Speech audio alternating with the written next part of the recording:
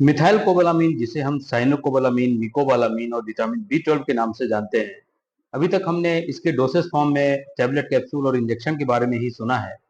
इस वीडियो में आज हम बात करेंगे एक लेटेस्ट प्रिपरेशन जिसे हम नेजल स्प्रे के रूप में देखेंगे। यानी कि मिथाइल-कोबालामीन का हम जो है तो डोज ले सकते हैं अपने नेजल रूट के द्वारा।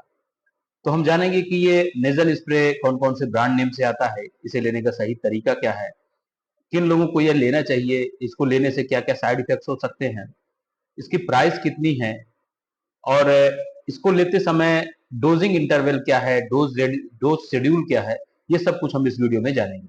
तो वीडियो को लास्ट तक जरूर देखें और अगर आप पहली बार मेरे चैनल पर विजिट कर रहे हैं या अभी तक मेरे चैनल को सब्सक्राइब नहीं किया है तो रिक्वेस्ट करूंगा कि चैनल को सब्सक्राइब कर लें और साथ ही बेल आइकन दबा दें। मैं हूं शेषमणि पांडे और आप सभी का स्वागत है मेरे यूट्यूब चैनल पैरामेड टॉपिक में। तो चलिए अब हम वीडियो को स्टार्ट करते हैं।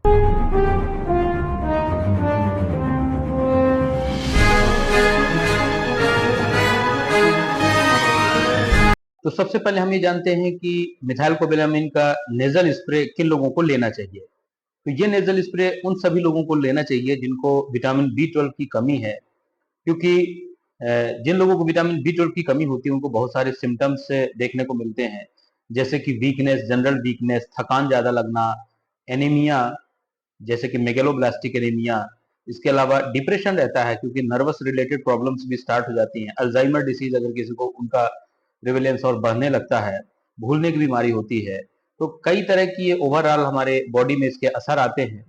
तलवों में जलन होती है, नंबनेस आती है, न्यूरोपैथी होने लगती है, नर्व्स डैमेज होने लगती हैं।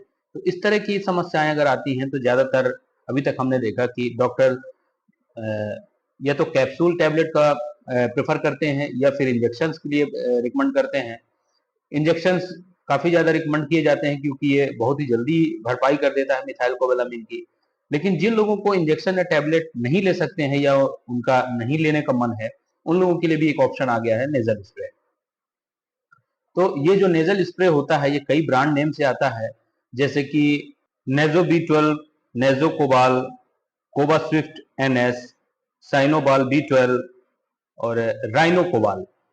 ये इस ब्रांड नेम से आप इसे परचेज कर सकते हैं। अब इसकी अगर डोज की अगर बात करें तो ये 2 स्ट्रेंथ में आता है, यानी कि 250 माइक्रोग्राम पर 0.1 ml और 500 mcg यानी कि माइक्रोग्राम 0.1 ml। हर 1.1 ml में ये इतना डोज डिलीवर होता है। 0.1 ml में जो पहला स्ट्रेंथ है, यानी कि एक स्प्रे अगर आप लेते हो तो 250 mcg जाएगा। इसी प्रकार से अगर 500 वाला अगर आप लेते हो तो एक स्प्रे में ये 500 mcg ये एक नॉस्ट्रिल में ये डिलीवर होता है। अब इसकी अगर प्राइस की बात करें तो हर ब्रांड्स का प्राइस अलग है, लेकिन अगर एक एवरेज प्राइस की अगर बात की जाए तो अराउंड 350 टू 400 रुपीज इसका एवरेज प्राइस होता है। अब हम बात करते हैं कि इस नेजल स्प्रे को यूज कैसे करना चाहिए। तो ये नेजल स्प्रे यूज करने के पहले सबसे पहले ये सुनिश्चित कर लेना चाहिए कि आपको एलर्जिक राइनाइटिस तो नहीं है या आपका रनी नोज वाली कंडीशन तो नहीं है। ऐसी कंडीशन में इस नेजल स्प्रे को अवॉइड करना चाहिए और नेजल स्प्रे यूज करने के पहले अपनी नाक साफ होनी चाहिए। साथ ही इसकी प्राइमिंग करनी चाहिए, यानी कि पहले एक दो स्प्रे इसके निकाल लेना चाहिए ताकि जो एयर है वो निकल जाए और इसके बाद ये ईच नॉस्ट्रिल आपको लेना है। इस बात का ध्यान रखें कि ये जो मिथाइल कोबालामीन होता है तो ये रेड कलर का होता है ऑलरेडी, तो कई लोगों को एक डर सताता है इसको लेने के बाद, तो ब्लड के जैसा ये रिलीज होता है तो नाक से ऐसा फील होता है कि खून तो नहीं आ रहा है। तो इस बात से घबराने की आवश्यकता नहीं होती है। हालांकि इससे रिलेटेड साइड इफेक्ट्स कुछ भी नहीं होते हैं, लेकिन कुछ लोगों को साइड इफेक्ट्स हो सकता है कि आपको रनिंग नोज टाइप का फील हो कुछ टाइम के लिए, इसके बाद ये ठीक हो जाता है। और इसके टोटल करीब 7 डोज होते हैं। तो इसका जो डोज इंटरवल होता है, ये जो पहला डोज लेते हैं उसके बाद करीब 2 दिन का गैप देके दूसरा डोज लेना है, उसके बाद फिर 7 डेज का गैप लेके बाकी के डोज कंप्लीट करने होते हैं।